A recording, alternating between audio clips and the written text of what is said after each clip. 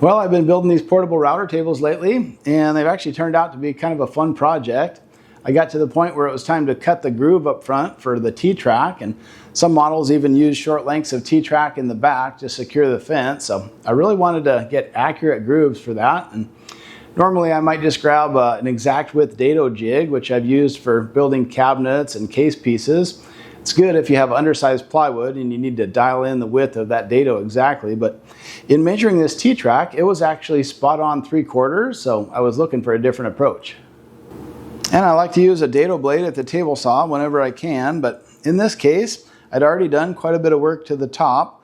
This particular version uses 1-inch thick MDF, and I'd covered it with a black plastic laminate, cut grooves in the edge and tapped in that T-molding, and so any T-molding is going to have slight variation, so I knew I didn't have a perfect reference surface there anymore, so table saw probably wasn't the best option.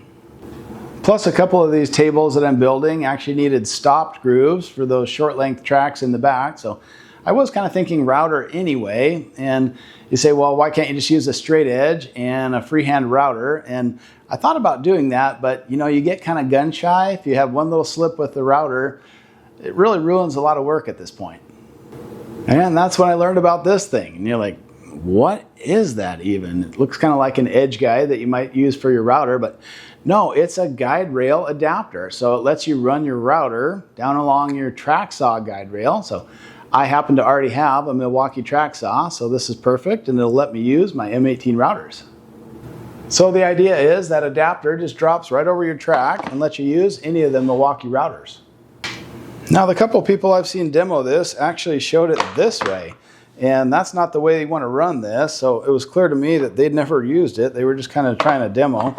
The idea is you put it this way, so that's facing the opposite side that you would normally have your track saw. When you're running a track saw, the cutting is happening along this zero clearance edge here.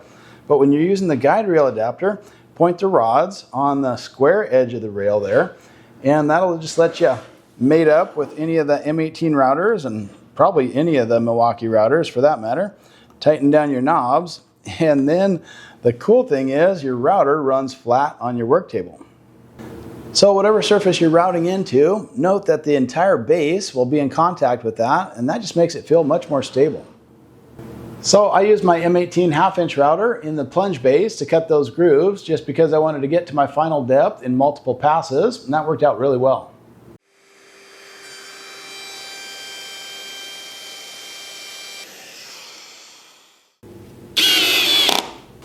Okay, I'm thrilled with that. Everything's nice and flush all the way down, and notice this track is still in place. I always leave that just to confirm that the fit is good, because if it's not and you need to make a slight adjustment to your depth or even your width, you can do that with just micro adjustments off this rail. But it'll also work with the fixed base on that 1/2-inch router. And I like to set it so that the base comes all the way up against that guide rail. It's just a nice little reference. Plus, if you use a little adapter kit here, you can actually install the trim router, this smaller M18 version, on this guide rail as well. In fact, you don't even need a Milwaukee brand track to run this. Many other tracks will work. I think Festool and Makita, and there's several other brands that use that same profile, and those will work equally well for the most part. So there's certain features you can enjoy on any brand track, and then there's one feature that'll really help you most with this Milwaukee track. So you get the large rubber handles, and that's very smooth on the sliding action, just like using your track saw. And to adjust that, you have these track snuggers here. Take out any play that you want.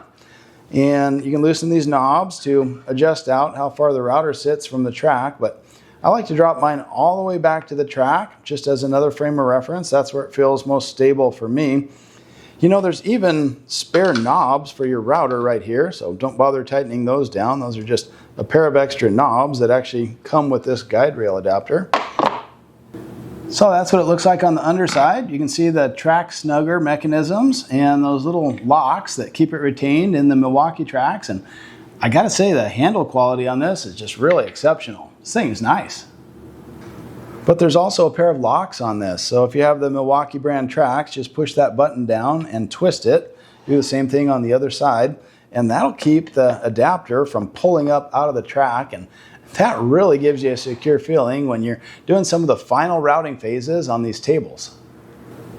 And that's just the way that Milwaukee makes that profile on their track. Correct me if I'm wrong, but I don't think all other manufacturers offer that feature. But let's swap this over to use the 1/4" trim router and see how that adapter works.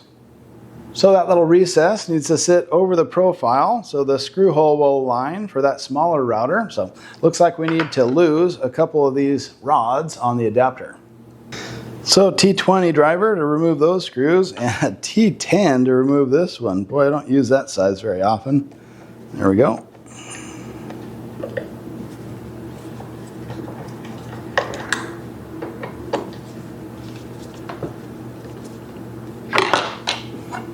Not much to it.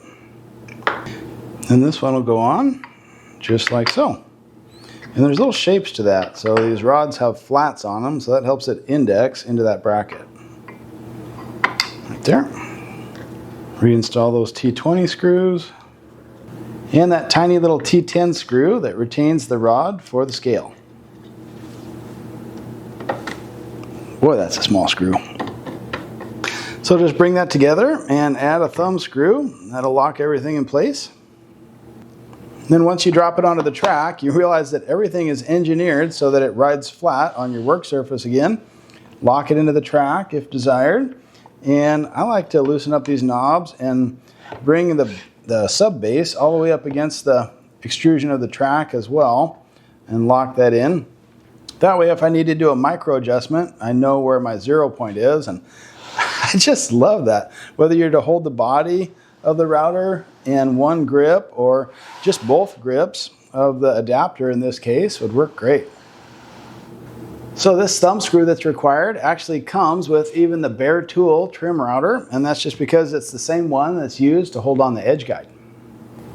And speaking of edge guides, that's a little bit of a low point for these. Everything on these Milwaukee routers has been like a 9 out of 10 or better, except for those edge guides.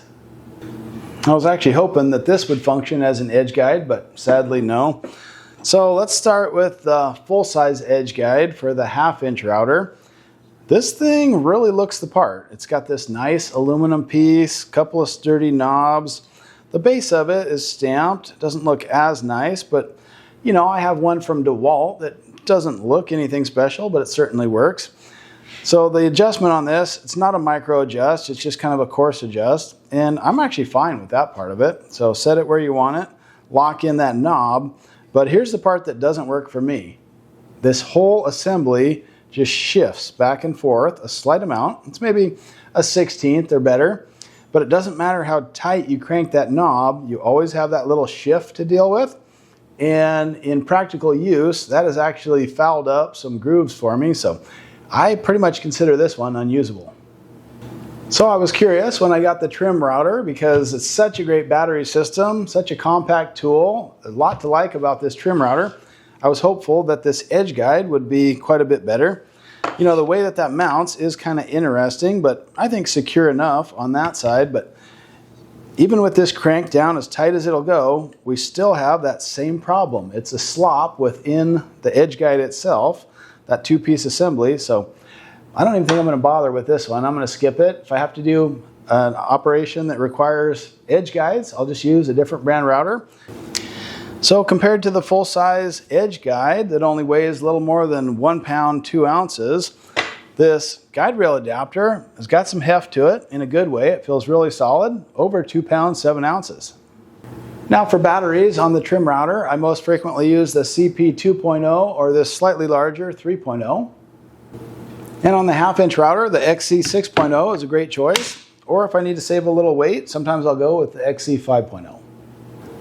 So if you can get your hands on one of these guide rail adapters or something similar, I really recommend them. Now, getting your hands on one could be a little bit of a challenge. So I have links for a lot of things down in the description box, but one word of caution, the link for this product appears to be a knockoff and not genuine Milwaukee. So if you don't want to buy it there, check over on eBay. That's actually where I found this particular one, and this is the genuine article.